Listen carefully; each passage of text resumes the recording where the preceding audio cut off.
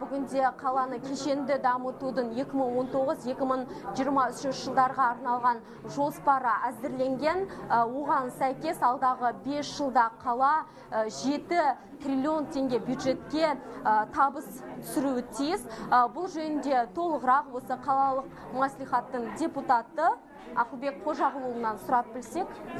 Аға, алдағы жоспар қандай? Осы дамыту стратегиясына тоқталып өтсеңіз. Биылғы жылдың Астанаға ерекшелігі, біз биыл елбасының тапсырмасы бойынша арнайы Астананы дамыту стратегиясын қабылдайтын боламыз. Бұл стратегияға байланысты біздің әлемдегі ең дамыған қалалардың тәжірибесін қолдана отырып, осының бәрін ақылды қала ретінде жаңа технологиясының негізінде осы стратегияны қамтитын боламыз. Жаңа өзіңіз айтқандай 5 жылдың ішінде 7 триллион ақша қаражат кіріс көбейеді Астананың. Біздің негізгі қазір мақсатымыз бұл стратегияға сәйкес Астана бұл қаржылық орталық болады. Әлемдегі бір дамыған қаржылық орталығы, әлемдегі дамыған инновациялық орталық, ғылыми орталық болады. Содан кейін туристік орталық болу керек. Яғни кіріс солған байланысты көбейетін болады.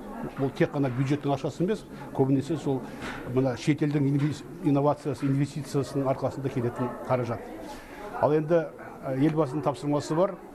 Бізде тек қана сол жағалауын дамытпай, Астананың оң жағалауын дамытуымыз керек. Астананың жанындағы, қаланың жанындағы аудандарды дамытуымыз керек. Негізгі мақсат соған байланысты болып тұр.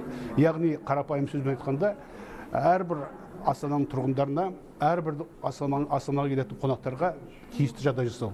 Астананың тұрғындарының өмір деңгейін көтеру. Рахмет, жауабыңызға, істеріңізге сәттілік. Рахмет.